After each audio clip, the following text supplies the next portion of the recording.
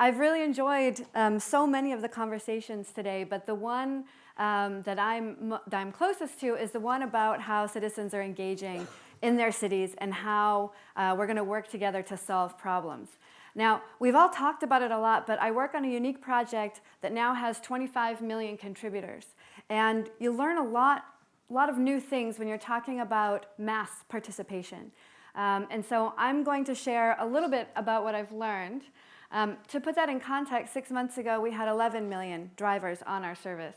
So the scale at which it's growing is not only giving us a tremendous amount of new data, but also giving us the ability to look at new patterns, to extract those patterns, and give our users new things that they can do to help out their communities.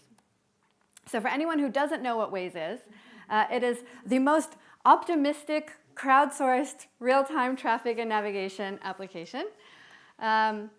You, at the very heart of everything, are going to see other Wazers around you. And we're passively collecting, anonymously, your GPS and your timestamp, so we know what the speed is. And then we can match it in real time to what the speed was on that road segment for that time of day over time. We have very accurate ETAs, again, all done in real time. And you can report. We don't let you type while you're driving, of course, we block your screen. But you can report if you're stopped or if there's a passenger in the car. And about 13% of everyone who uses Waze is also actively reporting. I'm going to skip through some of this and show you kind of the point, right? So the goal of our company is to save everybody 5 to 10 minutes a day with this information. And much more. And I believe we're doing a lot more, but our humble goal is 5 to 10 minutes a day for everybody who commutes with a car. And to give you an example of what this means in LA, this is what we saw on the application, the route it gave us, and this is what we saw out the window, all right? Little experiment. And the interesting thing was, it was at 5 o'clock in the afternoon, peak rush hour, going from the airport, LAX, to downtown, to our hotel. And so, of course, we took the route that Waze offered because, well, we work for the company. But the other thing is we've been stuck too many times not having listened, and then we end up in a much, much worse position. So once you use Waze, you realize that you never want to not listen to it. This is what we saw. Getting off the highway, getting onto Sepulveda, there was absolutely nothing all the way there. So while Google told us it would take an hour and 10 minutes, it really took us 23 minutes to get there during peak rush hour. And this is the goal. This is what we're trying to do around the world. We're now used by a number of broadcasters. Waze. We actually did have a Waze as a news service every morning, so I'll just show you an example. A pretty nasty crash there. And now I want to check in with our Wazers because I am a Wazer myself, and I want to say good morning to Jay Ray. He's actually a member that contributes a lot, so he's earning points out there just by flipping on his Waze and letting us know what's out there. I was really surprised when it first came in. This crash reported up to 30 vehicles, so 31 the official number, 11 separate accidents. I'm going to leave Terry's shot and go to ABC7's exclusive Waze traffic app. This is what it looked like at about 9:30. Basically, we had a 10-mile backup. We're checking in with our Wazers this morning, Tucker. Not only do we have accident activity reported eastbound 66 before you reach business 234, but our Fox 5 Wazer Speedbird 64 checking in with traffic being at a complete standstill on 66, traveling in from Bull Run. And here's a new feature, folks, something that they've added to our Waze application. And again, this is a free app on your smartphone. Check this out. We're now able to compare prices of gas in different areas with different stations. So we are now available to about 50 million Americans a day via the television. And why do they use us in the morning? They use it because it's the only way to get real-time information about what's happening on those surface streets. Crowdsourcing is the only thing that scales because obviously putting sensors in every road is something that would be too expensive for any city to do. We did a little study together with the New Cities Foundation, and I know the founder spoke a little bit earlier, and Berkeley, University of Berkeley Citrus, I believe it was, the city was San Jose in this instance. And what we did was we collected, just in the city of San Jose, 100,000 reports from Wazers over a period of time. About 13% of them were free-form text. So this is passengers or people that are stopped. And so what you can do is you can obviously report, you just click a button, traffic, police, accident, hazard, chit-chat. Chit-chat's important because it can allow you to add that free-form text and say, okay, there's a 6-car pileup. It can also allow people to do something like say, good morning, or hello, to greet your fellow commuters. And I think that that's not something that you see every day. So what I'm going to show you are each day of the week. This is positive and negative scores, text, they call it sentiment analysis, but it's basically analyzing all of the text to get a sense on if this is having a positive experience or a negative experience. And the reason to do this is because one of the worst parts of living in a city is the time you spend commuting. Some studies have suggested that there's more stress related to morning commutes than to being a fighter pilot. So that's how bad it can be. Now, what you're seeing is you're seeing over here 4 o'clock in the afternoon through about 11 o'clock at night there. And then on the bottom, you're seeing negative scores, and on the top, you're seeing the positive. So on Sunday, you're seeing those light colors there. You're seeing that there's a lot of positive ideas about driving around on Sundays. I guess we would expect that. And then on Monday, you see that there's a little bit of negative sentiment there when you're probably commuting, but I'm surprised at how happy everybody was coming home on their Monday evening commute. Tuesday, there's almost nothing negative, so people are remaining pretty positive. On Wednesday, same thing. Thursday, it's still pretty positive, but you see that there's some negative sentiment building up. Friday, it starts to equal out. You've got some positive and negative. And then on Saturday, it goes back to positive. So why all of that positive sentiment? Well, what they decided to do was strip away the chit-chat, strip away the ability for people to communicate one another, whether it's venting or just being able to say something positive, and this is what it looked like. It was all incredibly negative. So there's something important about giving people a reason or a method to communicate during their worst times. Even on weekends, they're unhappy if they don't have the ability to be able to communicate. And this is a word cloud just of what some of those positive sentiments were coming from that chit-chat area. So a lot of people say, okay, it's distracting. Again, we don't let you do it while you're driving, but the value it can bring to the table in terms of safety and in terms of reducing stress can be quite valuable. So it really is trying to be the most optimistic way that you're going to be able to commute, not just because it saves you time, but also because it'll make you a little happier saying hello to your fellow commuters. All right. So what can we learn from 25 million drivers? And the other thing about the Wazers is they're using it about 440 minutes a month. This is not something where they're just using it a little bit. And every time it's on, we're collecting those GPS traces. So we're collecting now at well over 1 billion kilometers a month information. Okay. So this is, in the US, Monday morning commute, 4 hours. And this is where the reports in the traffic jams were. 11,000 traffic jams were reported in this period of time, 36,000 reports just in the matter of 4 hours. That's a tremendous amount of information. So if we drill down into one of those cities and we take a look at LA, we're looking at 50,000 arrival points in Los Angeles just in that short period of time. Including Walgreens. So what we did was, just for fun, we took all the Walgreens in this area of LA, in West LA, and can we figure out how many Wazers are nearby there in real time right now?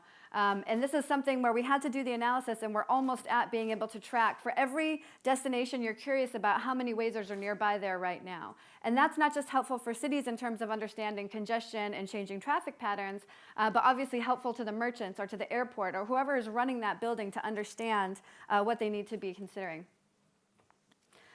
The interesting thing is this is another LA data set looking at the number of cumulative miles per hour, starting at an afternoon rush hour, going all the way to the afternoon rush hour the next morning.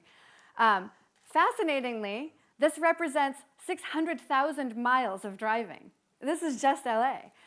So again, that's an awful lot of data.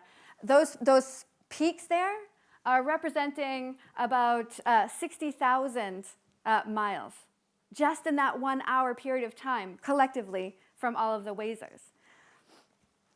So we can really start to get some great insights. And of course, we're becoming embedded into a number of vehicles.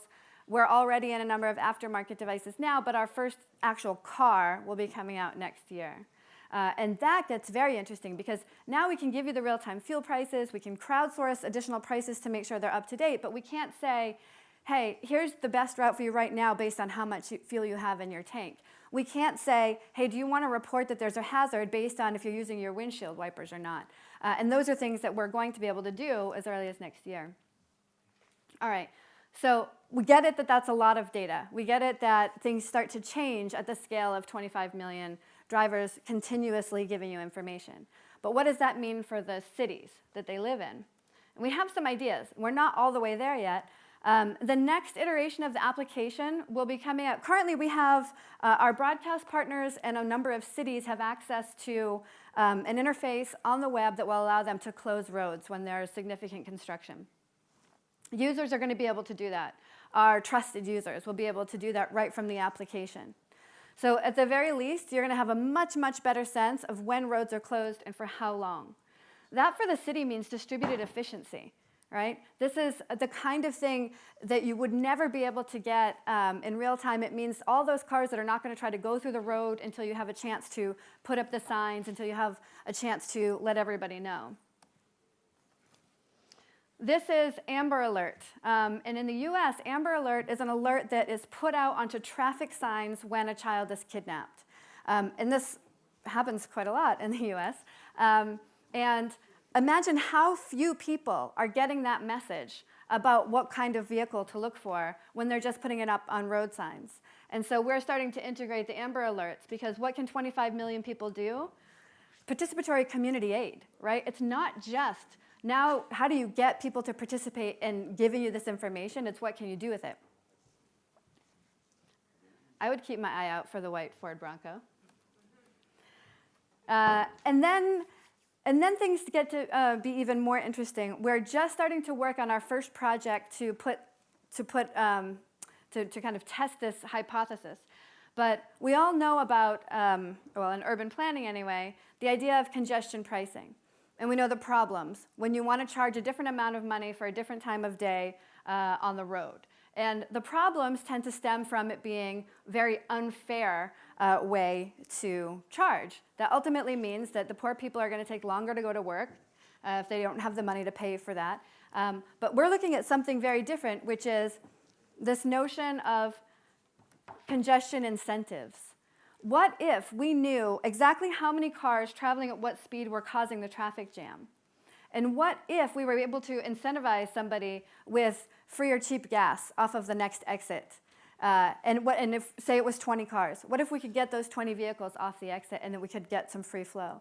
The amount of money that the city would save for incentivizing people. And by the way, this is something that the merchants want to pay for. We've got all of the gas stations in the US right now paying us to be on the map to give discounts to our users. And that's another kind of power and benefit that many users can bring to the table. This one is a little further away from us, but it's when the cities can begin to talk back to us. Right now, they're sharing some open data. Right now, we're sharing things back to the city in terms of our usage, but it's not a conversation in real time. And that's the exciting thing, I think, about where we're headed. Imagine when we're communicating with the city through our application. Our 25 million drivers are connected, and then there's an emergency that happens. And what if the city were able to turn on an emergency roadblock, immediately highlighting specific evacuation routes so that nobody was going to enter the area, and that it was in real time. So as all the traffic begins to center around the first detours, you need to open up other detours. And so this is where we're headed.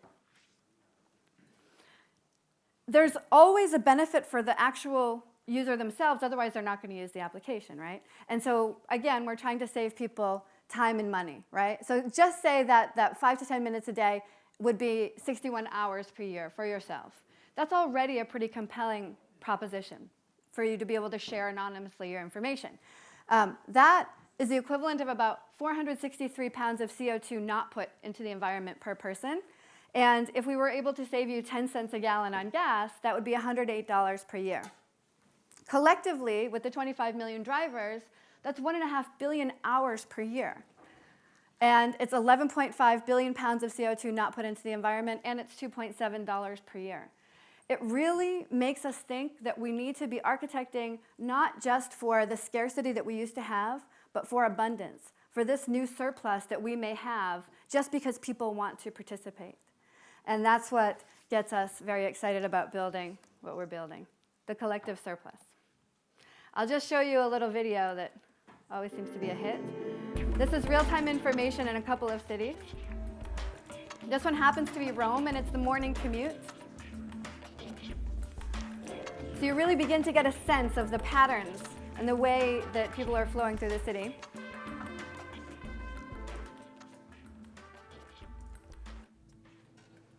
This is Paris.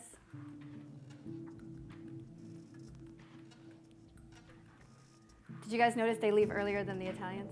Yeah, okay. The reports are the ones coming up, and the passive traffic jams being collected are the ones in purple. This is Tel Aviv, where the company was founded. We've heard a lot about Tel Aviv today.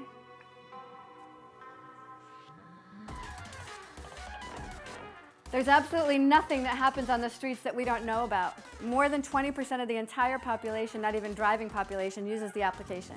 So the ability to really influence driver behavior, to influence what's happening in our cities and reduce congestion becomes something that's a possibility. Thank you.